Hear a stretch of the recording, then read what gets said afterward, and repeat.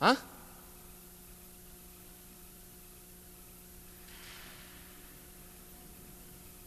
I don't see anything there.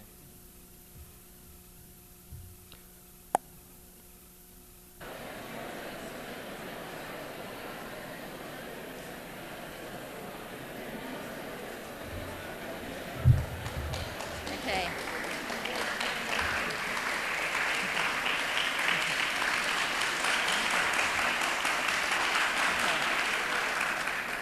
Okay. Thank you, and welcome tonight. I'd like to start off with some announcements. The first announcement is that SCI-Arc students who are organizing themselves to go as student representatives of SCI-Arc on a trip to South America to meet other architectural students would appreciate anyone's financial help in financing this trip, and we received several checks today at the board meeting. So they will be passing through the audience after the lecture with their box, hoping for donations. So we would urge you all to contribute. Since tonight's lecture is free, you probably have spare cash. The second announcement is that Surface, the student journal at UCLA, who organized the competition Reforming Social Space, a call for public works, and I know a number of SCI-Arc students and recent graduates have entered this competition.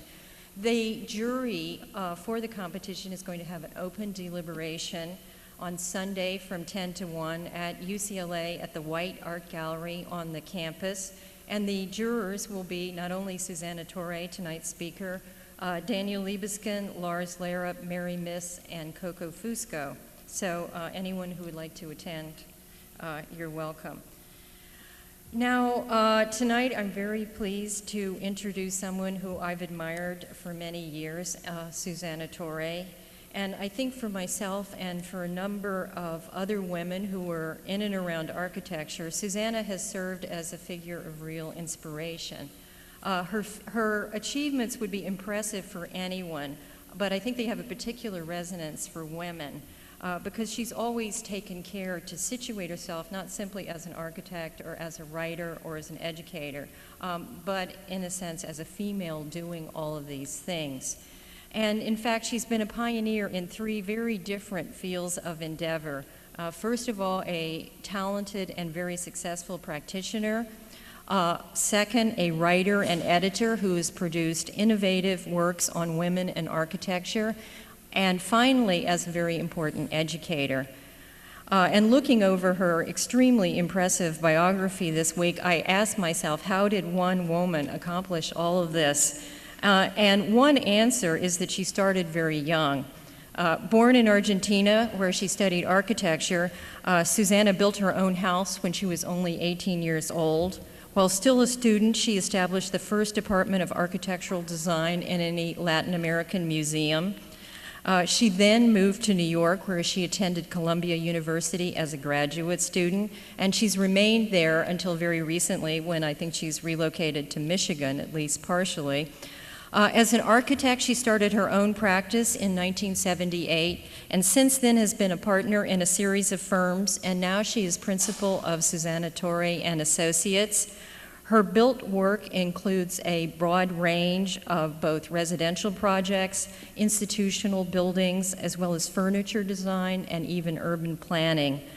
She's built such notable buildings as the Montauk Library, the dormitory at Fordham University, the Wallach Fine Arts Center at Columbia University. She's among the small but very select group of architects who have been invited to build in Columbus, Indiana. And the building that she designed there, Fire Station Number 5, has been designated as one of the 200 key buildings in America in the Whitney Guide to American Architecture. Her work has been exhibited in more than 35 shows, and she's won numerous design awards. It would be really difficult to label her with any kind of stylistic designation, but looking at a number of her buildings, I think a good way to characterize them is that she draws both upon history and upon regional settings to create very simple but bold forms. I primarily know Susana through her writing, and she began an almost parallel career with research in architecture and design She was associated with the Museum of Modern Art, the Institute for Architecture and Urban Studies in New York, and in 1977 she edited a path-breaking book, Women in American Architecture, a Historic and Contemporary Perspective. And this brought a series of issues forward about the role of women in architecture to a broad audience, and I think initiated a debate and a discussion that, as we all know, continues today. And Susana's introduction in this book, in my opinion, really stands as still a very cogent and thoughtful presentation of these issues. She went on to write a series of articles on the same subject and also edited Making Room, Women in Architecture. And she's also written widely about other aspects of architecture, including most recently Hispanic and cultural influences in American architecture. And finally, she's been a very influential educator. She's taught at Columbia, Yale, Cooper Union, Carnegie Mellon, Syracuse, New Jersey Institute of Technology, as well, of course, as being a juror at innumerable institutions. Most recently, she directed the architectural program at Barnard College and the architecture and environmental design program at Parsons School of Design. Last year, she was appointed director of the Cranbrook Academy of Art and vice president of the Cranbrook Educational Community. And naturally, she is the first woman to hold this position. And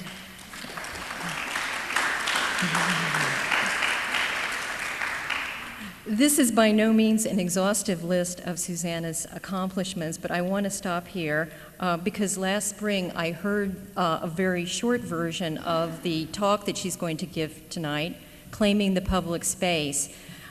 So I don't want to waste any more time with outlining and introducing. Instead, I think we'd let Susana do the talking.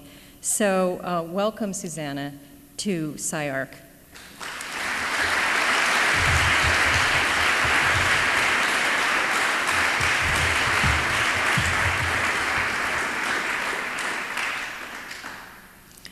You're very kind, Margaret. Thank you very much. The problem with these introductions when you see your whole life pass by is that then you have to kind of like live up to it. But I had intended this talk to be a much more informal kind of proposition. The title of the talk is Claiming the Public Space, but the subtitle should have been a work in progress. This work in progress this time is not exclusively a project, it's actually a book that I'm researching and editing with Zeynep Çelik, the architectural historian, about women as transformative agents in the making of cities. Zeynep and I were members of a planning committee of a conference that took place early this year at the University of Pennsylvania entitled Inherited Ideologies. And for that conference, we collaborated on a paper looking at two case studies. Hers was about women in the Kasbah in Algiers during the French occupation that led to the independence of that country. And mine set in Argentina during the last phase of the so-called dirty war of the 1970s. This joint paper has since become separate chapters, which we hope will constitute the nucleus of this cross-cultural book. We decided to undertake this work, realizing to what extent feminist theory had in recent times theorized almost exclusively about domesticity and sexuality, particularly in the disciplines of architecture, architectural design and architectural history, and the lack of serious discussion of women in the public realm. The philosopher Hannah Arendt called the public realm the space of public appearance, meaning not merely the space for bodies to appear in public, but also the place to make public. What I would like to do is to leave some time at the end for your comments and your questions, and perhaps some of you will even have suggestions about critics or designers whose work should be included in our book. At least I'm counting on it.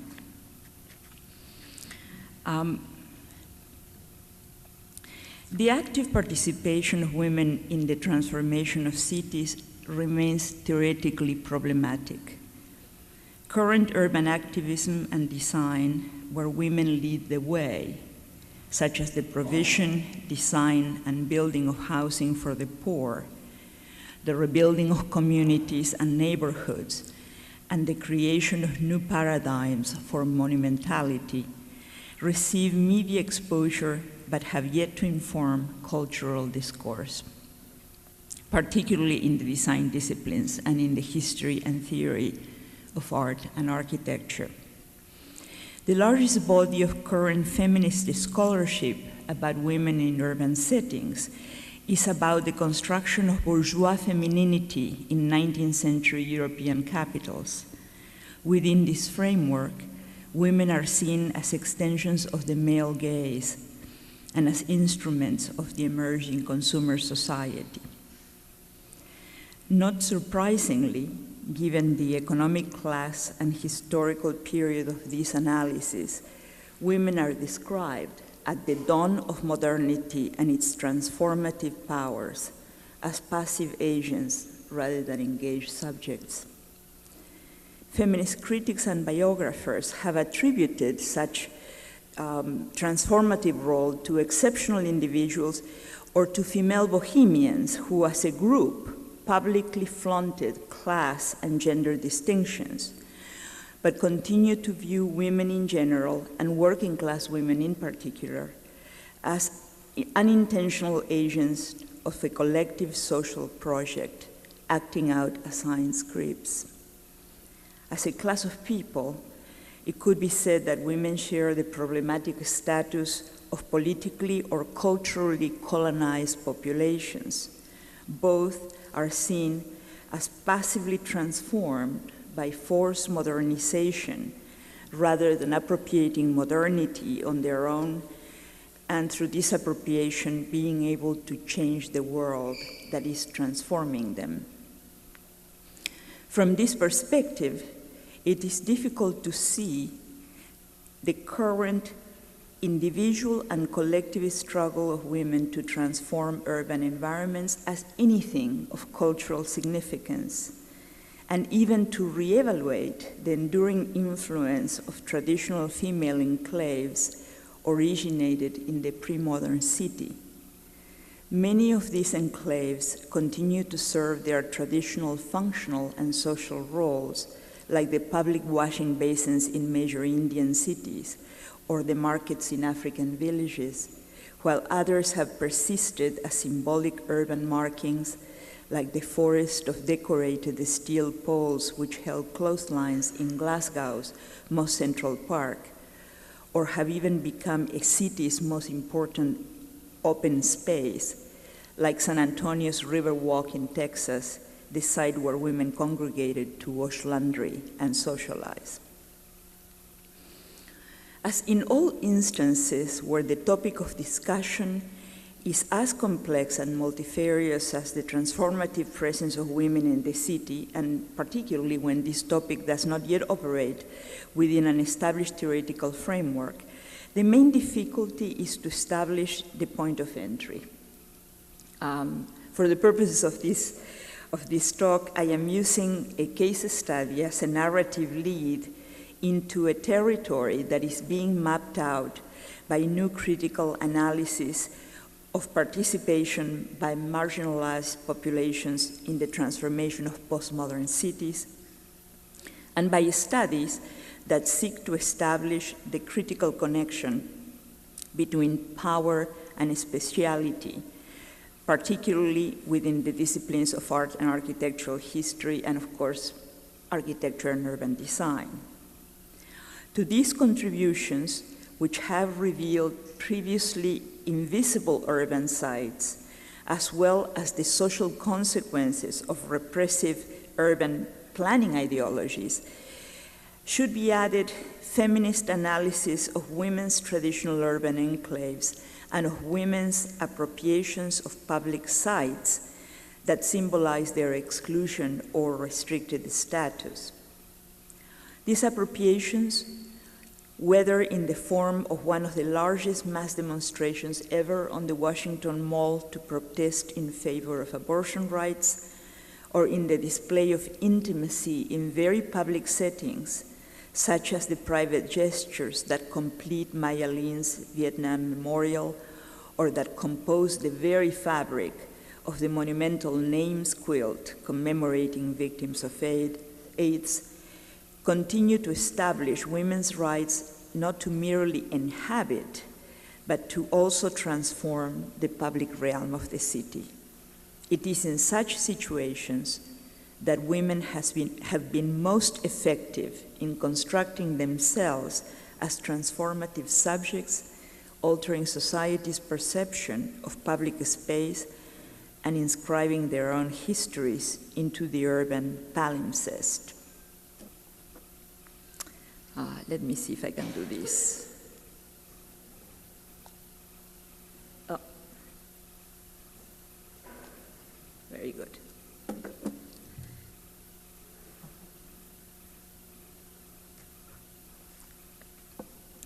One such story, exemplary of a successful, long-enduring appropriation, is that of the mothers of Plaza de Mayo in Argentina, who first captured international attention in the mid-1970s with their sustained presence in the nation's principal space of public appearance.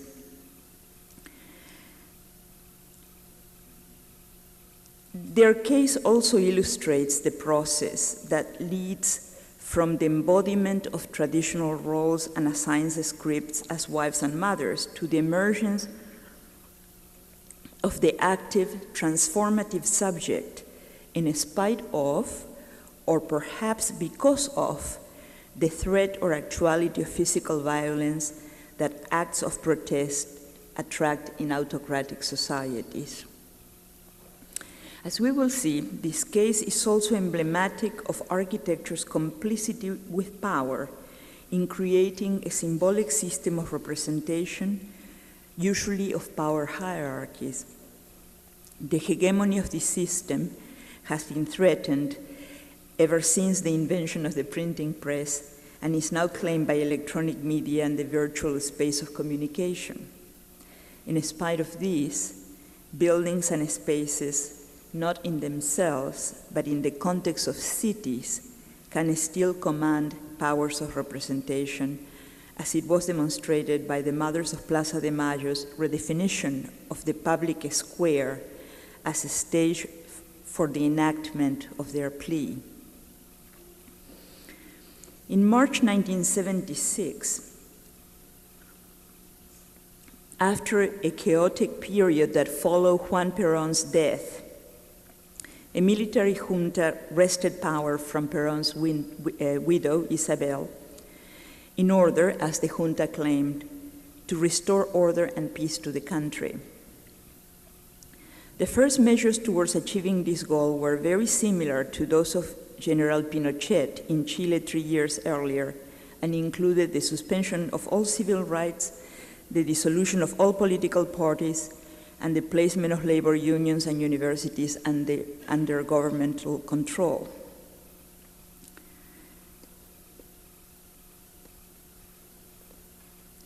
It will take 7 long, dark years until a democratically elected government will be restored to Argentina, permitting an evaluation of the extent of open kidnappings, torture, and executions of civilians tolerated by the military. Because of the clandestine and recorded activities of the paramilitary groups charged with these deeds, and because many burial sites still remain undisclosed, agreements as to the exact number may never be achieved. But estimates range from 9,000 to 30,000 disappeared casualties. Inquiries to the police about the fate of detainees went unanswered. A recent film, The Official Story, offers glimpses into the torture and degradation endured by thousands of men and women whose babies born in detention were sometimes adopted by the torturers' families. Disappearances were very effective in creating complicitous fear because many kidnappings were conducted in broad daylight and the victims did not have to have demonstrated open defiance of the military. In fact, later statistics show that almost half of all the kidnappings involve witnesses, including children, relatives, and friends of those suspected of subversion. Given the effectiveness of arbitrary terror in imposing silence, it is astonishing that the public demands that less than a score of bereaved women who wanted to know what had happened to their children contributed so much to the military's fall from power. Their silent protest, opposed to the silence of the authorities, eventually had international resonance, prompting a harsh denunciation of the Argentinian military, which led finally to the demise of state terrorism and the restatement of a democratically elected government.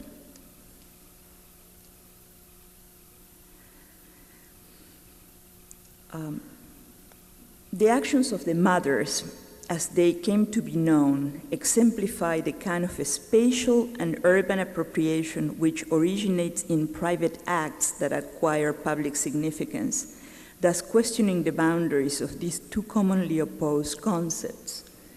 Gender issues, too, were not unimportant.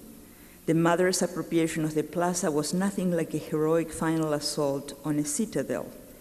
Instead, it succeeded because of its endurance over a protracted period, which could only happen because the mothers were conspicuously ignored by the police, the public, and the national press. As older women, they were no longer sexually desirable, and as working-class women, they were of an inferior ilk. Nevertheless, their motherhood demanded conventional respect. Communicating neither attraction nor threat, they were characterized by the government as mad women. The result of their public tenacity, which started with a body exposed to violence, eventually evolved into a powerful architecture of political resistance. The symbolic form of this architecture, which addressed personal references in its inception, later became the embodiment of political goals. What made the mother's presence most visible to international audiences was their sustained presence and redefinition of Argentina's premier public space. Plaza de Mayo is the Argentinian equivalent of the Washington Mall. It is, however, a much smaller and very different kind of a space. An urban square that evolved from the Spanish Plaza de Armas, a space that has stood for national unity since the Creoles gathered there to demand independence from Spain in May of 1810. The national and international visibility of Plaza de Mayo as the place of public appearance for Argentinians is unchallenged. Originally, as mandated by the planning ordinances of the law of Indies, its sides were occupied by the colonial cabildo, which can be seen there, or city council, and the Catholic cathedral. Today, the most distinctive structure is the pink neoclassical Casa Rosada, or House of Government, in the background. Military exercises, executions, and market commingled in the plaza until 1884, when the aristocratic mayor Torquato de Alvear embarked on a Haussmannian remodeling of the center of Buenos Aires, shortly after, important civic structures, such as the Congress and the Ministries of Finance and Social Welfare, had been completed.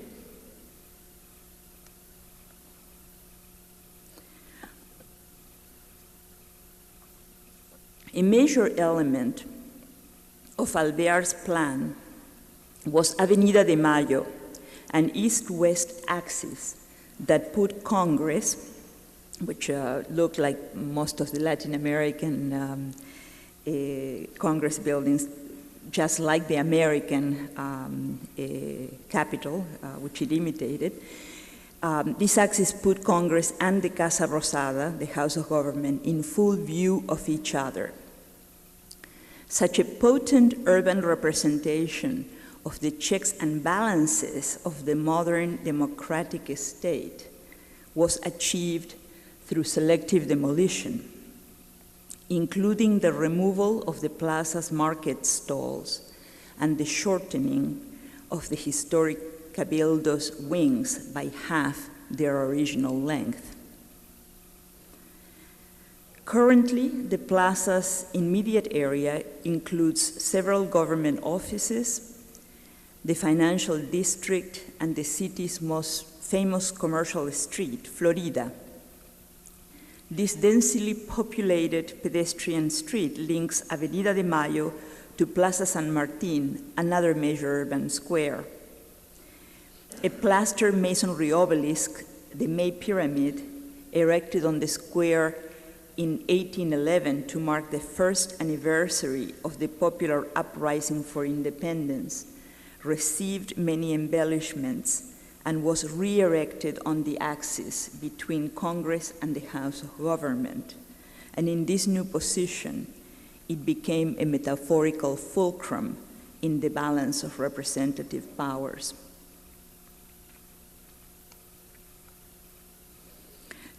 The now well-known image of a ring of women with heads clad in white kerchiefs circling the May Pyramid evolved from earlier spontaneous attempts at communication with government officials. At first, 13 wives and mothers of the disappeared met one another at the Ministry of the Interior, having exhausted all sources of information about their missing children and husbands. There, a small office had been opened to process cases brought by those who had filed writs of habeas corpus. One woman, well in her 60s, Azucena de Vicente, rallied the others. "It is not here that we ought to be," she said. "It is the Plaza de Mayo. And when there are enough of us, we'll go to the Casa Rosada and see the president about our children who are missing."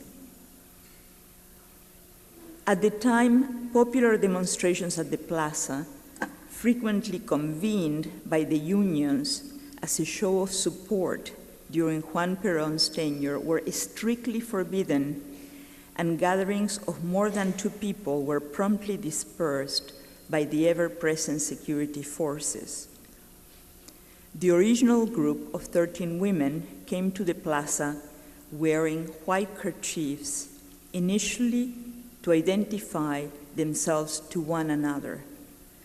They agreed to return every Thursday at the end of the business day in order to call their presence to the attention of similarly aggrieved women. The mothers moved about in pairs, switching companions so that they could exchange information while still observing the rule against demonstrations. Eventually, they attracted the interest of the international press and human rights organizations, one of which provided an office where the women could congregate privately. Despite this incentive to abandon the plaza for a safer location, the mothers sustained a symbolic presence in the form of a silent march encircling the May Pyramid. This form, so loaded with cultural and sexual associations, became the symbolic focus of what started, perhaps as a literal response to the police's demand that the women circulate. The white kerchiefs were the first element of a common architecture evolved from the body. They were adopted from the cloth diapers which a few of the mothers had worn on their heads in a pilgrimage to the Virgin of Lujan's sanctuary. The diapers were those of their own missing children, whose names were embroidered on them. A headgear that had differentiated the mothers from the multitude of other women in kerchiefs on that religious march. In later demonstrations, the mothers constructed full-size cardboard silhouettes representing their missing children and husbands, shielding their bodies with the ghostly blanks of the disappeared. By 1982, the military had proven itself unable to govern the country or control runaway inflation of more than 1,000% per year. The provision of basic services was frequently disrupted by the still powerful Peronista labor unions, and many local industries had gone bankrupt due to the comparable cheapness of imported goods under an economic policy that eliminated most import taxes.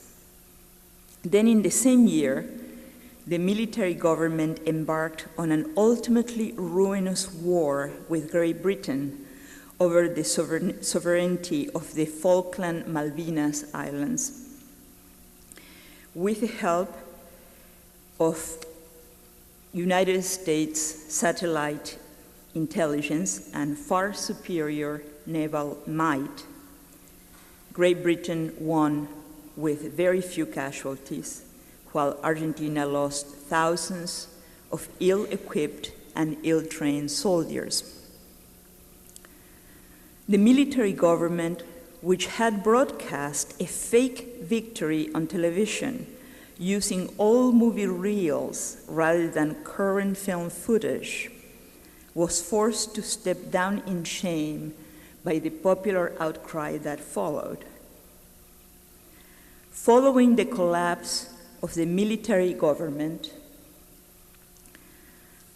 the mothers were a prominent presence at the festivities in Plaza de Mayo. Their kerchiefs joyously joined as bunting, creating a city-sized tent over the celebrants.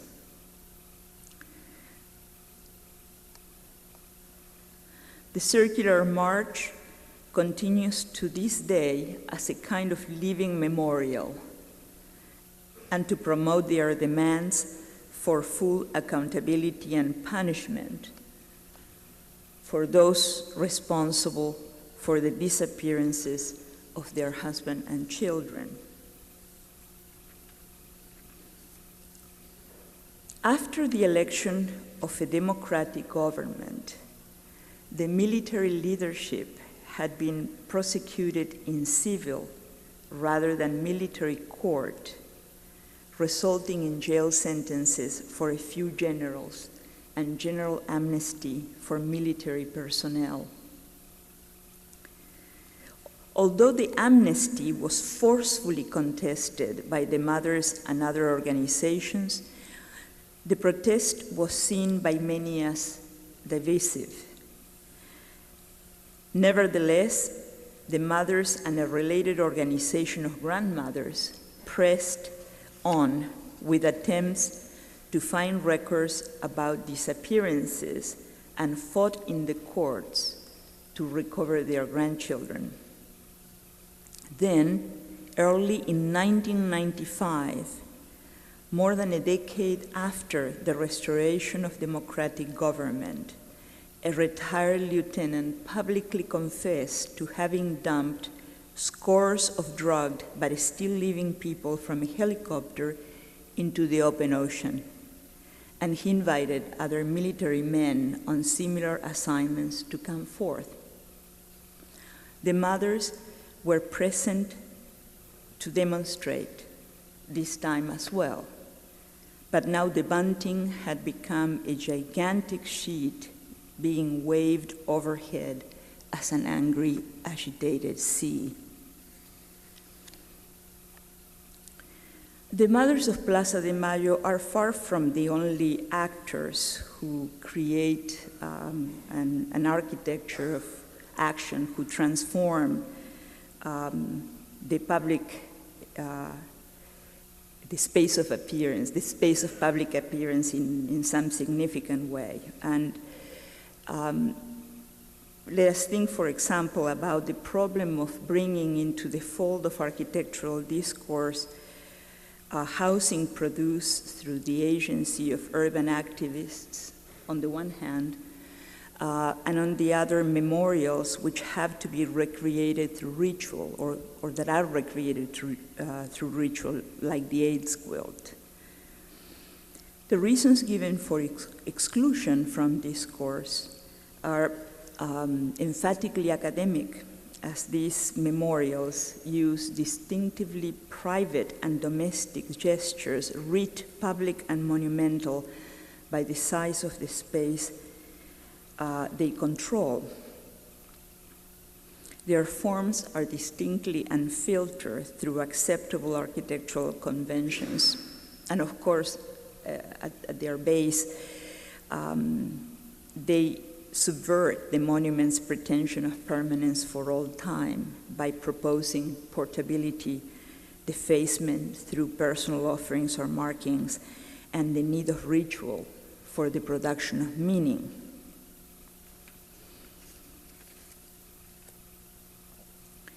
I said before that political actions such as the mothers make apparent architecture's complicity with power, but of course this can work both ways. The city is used as a stage, and the architectural symbols can be used as stage props. In this context, the programs of such appropriations refunctionalize existing spaces, changing their meaning and challenging their symbolic order. The mothers were able to sustain control of an important urban space, and for a long time, much as actors, dancers, and magicians control the stage by their ability to establish a presence that both opposes and activates the void represented by the audience. And really Feber talked about this in The Production of a Space. Paraphrasing him, bodies produce space by introducing direction, rotation, orientation, occupation, and above all, by organizing a topos through gestures, traces, marks. Could it be said then that architecture is a surrogate for the institutional body, and that bodies and actions outside institutions constitute a form of anti-architecture? Perhaps this is one reason why architectural discourse remains so resistant to the inclusion of discussions on social action in the production of architectural and urban space, or why, when it has been temporarily overtaken by such concerns, discussions on the poetry of form are evacuated, as if concepts of creativity and culture must presuppose social injustice or the repression of such popular expressions. For me, one lesson about design to be learned from the case of the mothers, and other countless women determined to be seen in the space of public appearance, is the economy of means. Is the body a bit of cloth, movement, silence, which nonetheless can project a very powerful, enduring, and memorable physical presence. Thank you very much.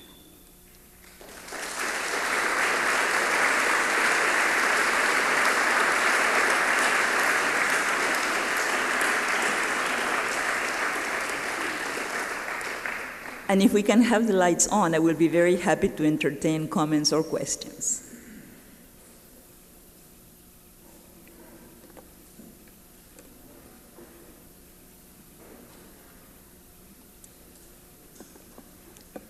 Yes, please.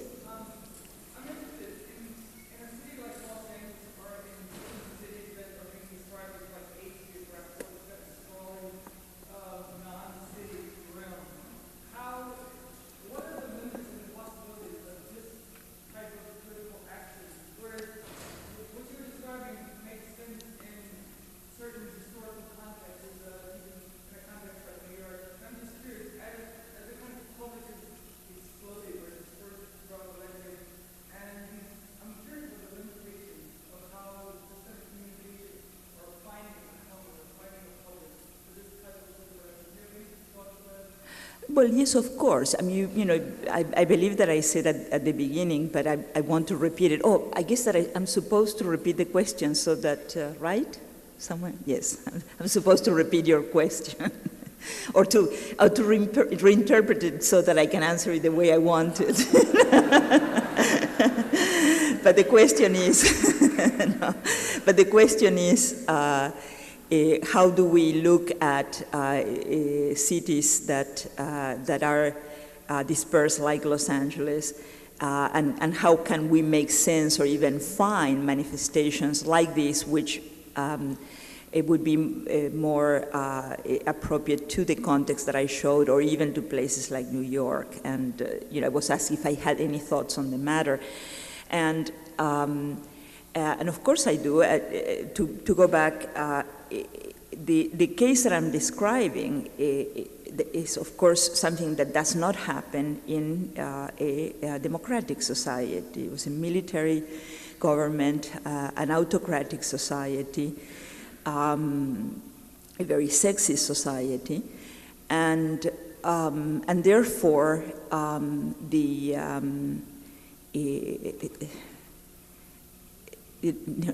point that I'm trying to make is made in a very stark and clear sort of way. The risks are very real. You get beat up, you get murdered, and one of the points that I was trying to make is that obviously it was not merely about putting their case to the public, but about their use of the city to really implicate, the entire symbolic realm of the city into this protest. In democratic societies like the United States, hear some laughter in the background, but in more democratic societies, it would be very rare to find, this kind of stark definitions. But I think that, there have been examples of, and I'm just trying to think of examples that took place even in Los Angeles.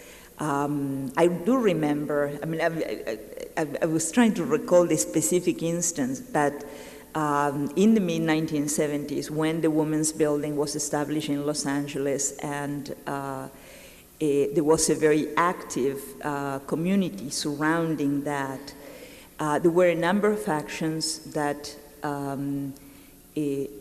appropriated the city in a specific ways. There is obviously the great example of Judith Vaca and the mural created by the community in the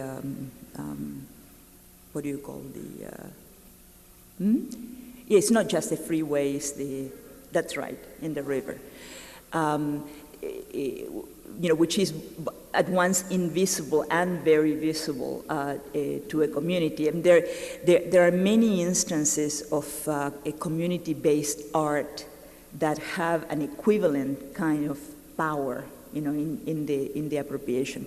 I think that in some way the other point that I was trying to make is that if the 19th century city was a city that was, even in America with the grid, is still organized by the civic monuments, and if the city of the late 20th century is a city that is organized by freeway signs and by commercial signs, how are we to find, in a sense, meaning in the city?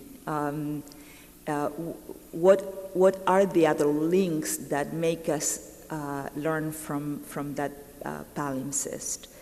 And I think that in most instances, the so-called multicultural expression of a city tends to relapse into the stereotype that has happened, of course, everywhere, throughout California, Texas, Florida, and so on. I don't know if this answers your question, but any other comments, questions? Yes. Uh-huh.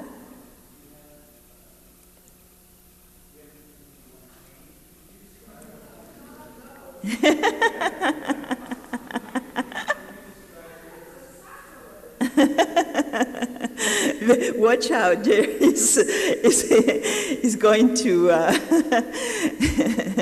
yes.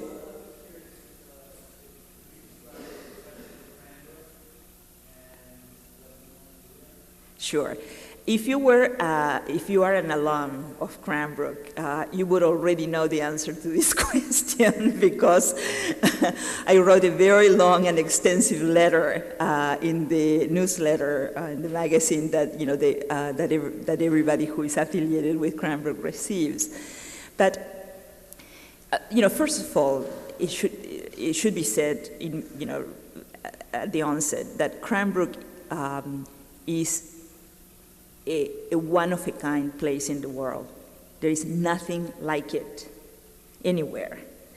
And what makes it so unique is, of course, not only the extraordinary quality of the campus, the incredible smallness of the whole operation. There are only 140 students. The biggest that it could ever be would be 150 people. It's not a place that is looking for growth, but for deepening. And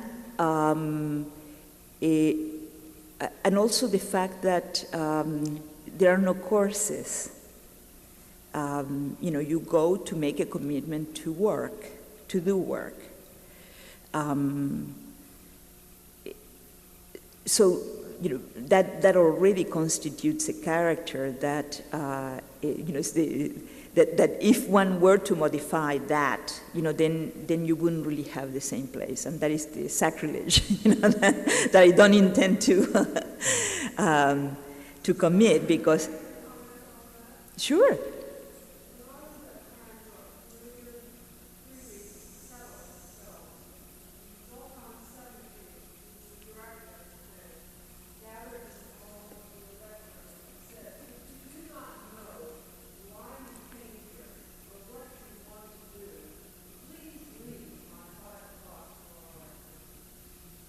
Well, I was saying, today we actually give people a little bit more time. So I guess that things have changed. But having said that,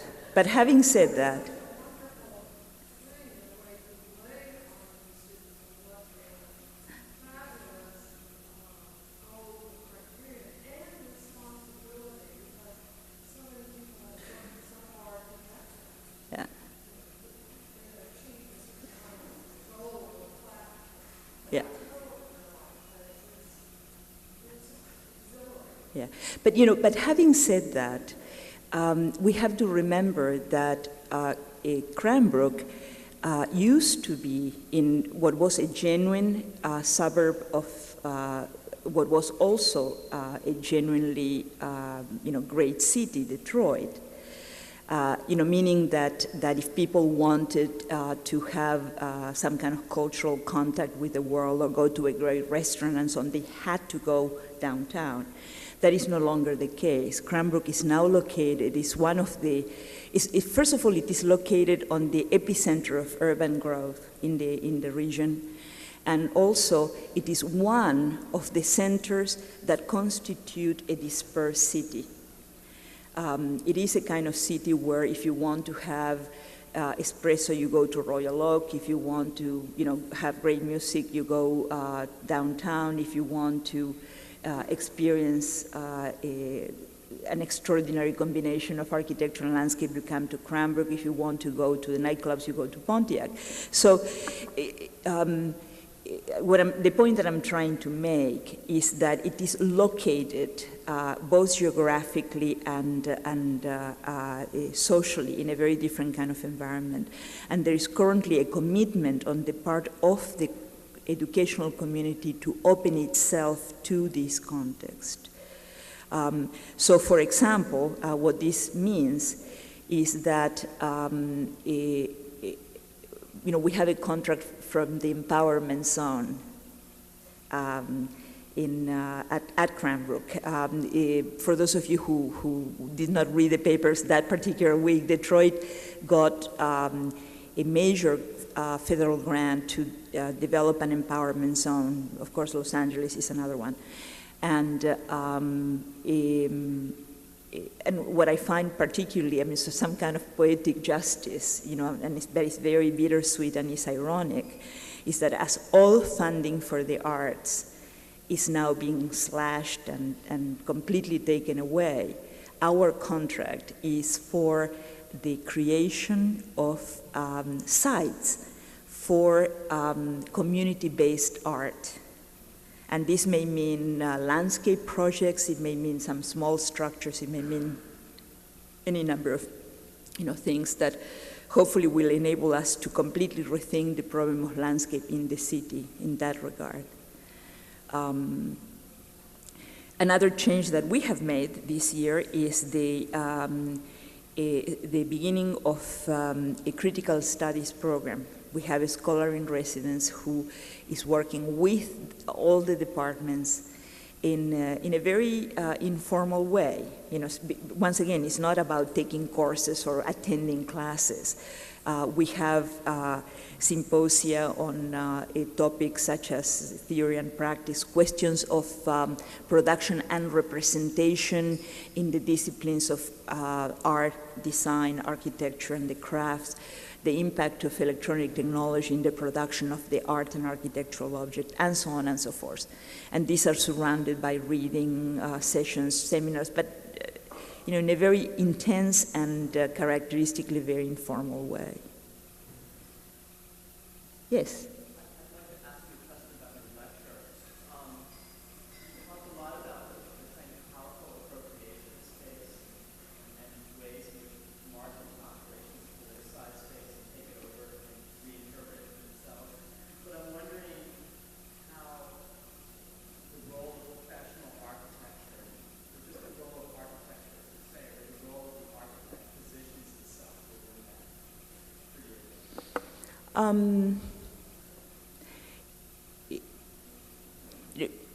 I think that one could really see the example that I showed, and other examples as well.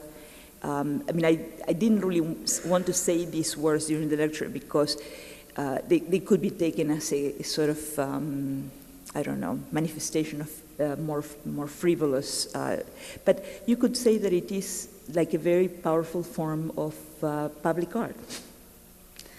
And there is a degree of, I think, imagination and sophistication in the means to be utilized that, to me are wholly remarkable. What are the means? And that is what I was trying to say. What is the implication? Well, the very implication is that you don't really need an awful lot to change a great deal. you know, that maybe the means by which we make those public urban gestures really needs to be rethought, not from the tradition of the monument within the language and history of architecture, but perhaps from other sources. I think that right now we are at a moment in history in which architecture, in order to continue to be a vibrant, important discipline, will have to lose its autonomy, and a great deal will be gained by losing it.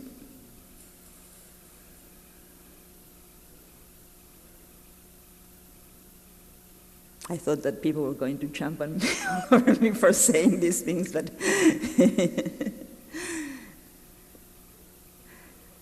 yes. Pardon me? How do I state interest?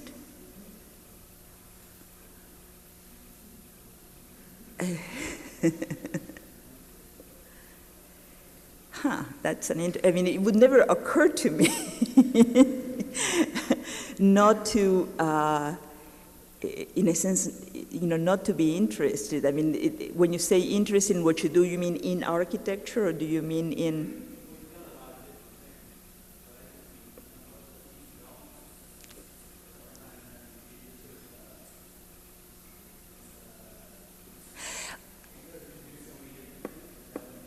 No, now I understand. Now I understand.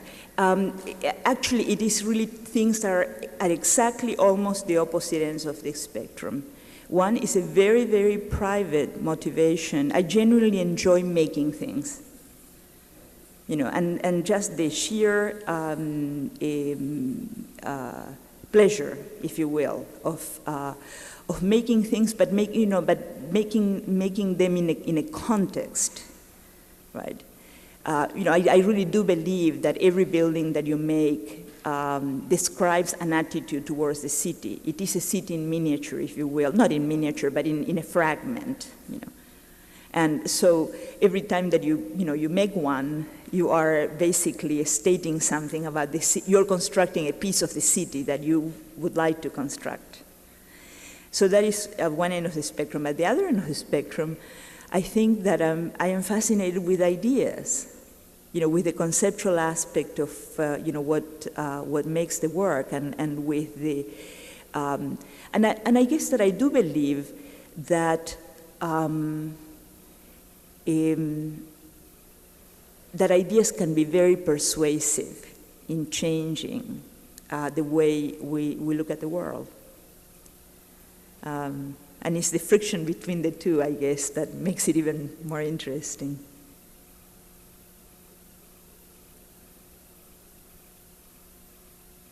Yes? I'm wondering, how do you define the role of architecture in the social space? And if you have any examples of that in a city like Los Angeles?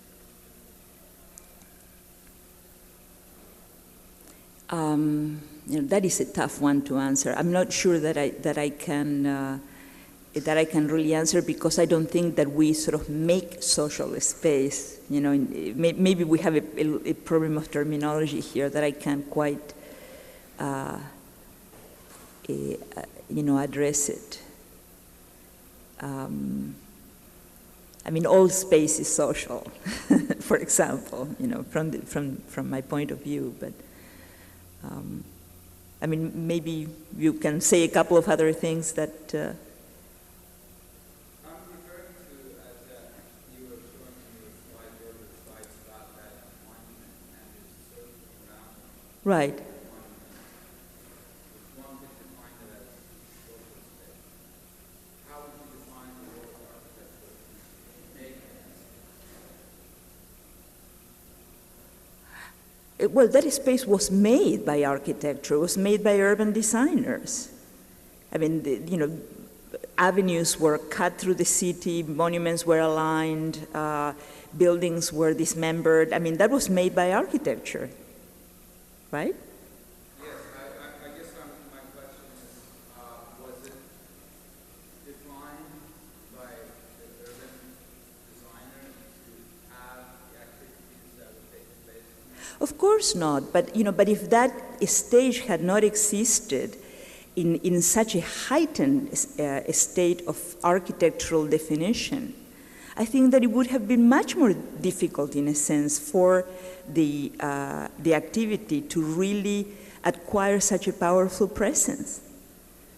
Right? I think that the difficulty that I'm having with your question is actually a difficulty that exists in the discourse about the lack of a theoretical framework to discuss these things. And I think, quite frankly, that this is an area of work that needs to be undertaken. That people need to realize that the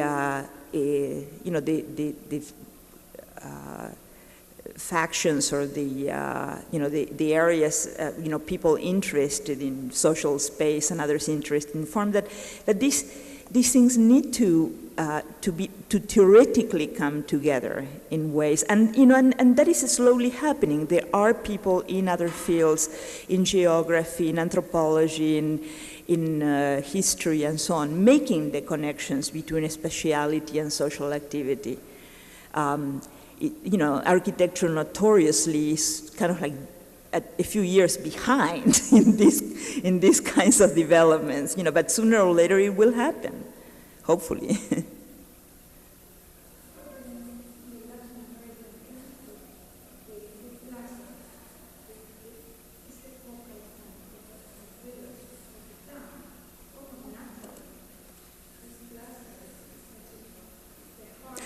No, true, but the Washington Mall is also that kind of a space.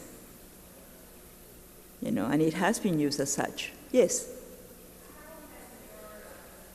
Speak up, because I have been warned about this room that no one can hear anybody.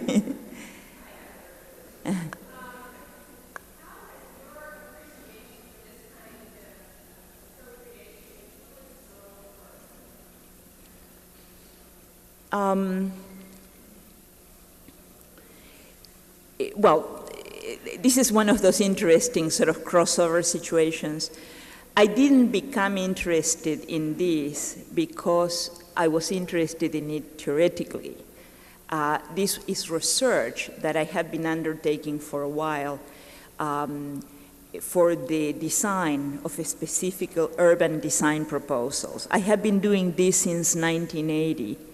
Actually, the date of my first lecture at SCI-Arc, because I remember, of course not in this building, I remember having just received back from the Venice Biennale the project that I did for Ellis Island, which was a much published proposal for an urban park that was meant to create a place of reenactment, but also a place where the conflictive stories of that passage, could be registered in the fragmentation of the architecture.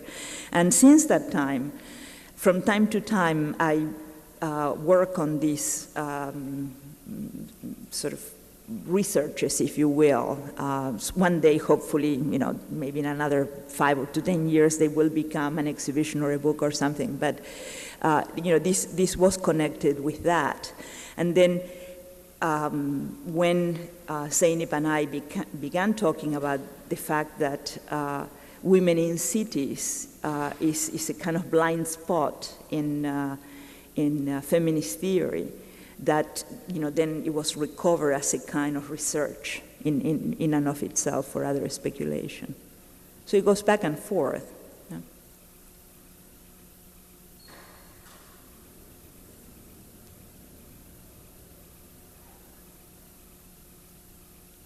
No more questions, or thank you very much.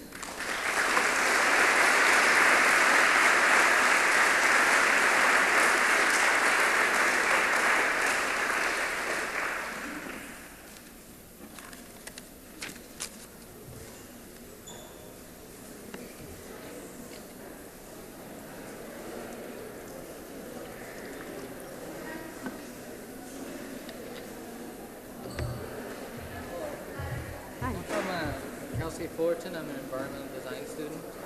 And I just have kind of one question. I was a little nervous to ask it earlier.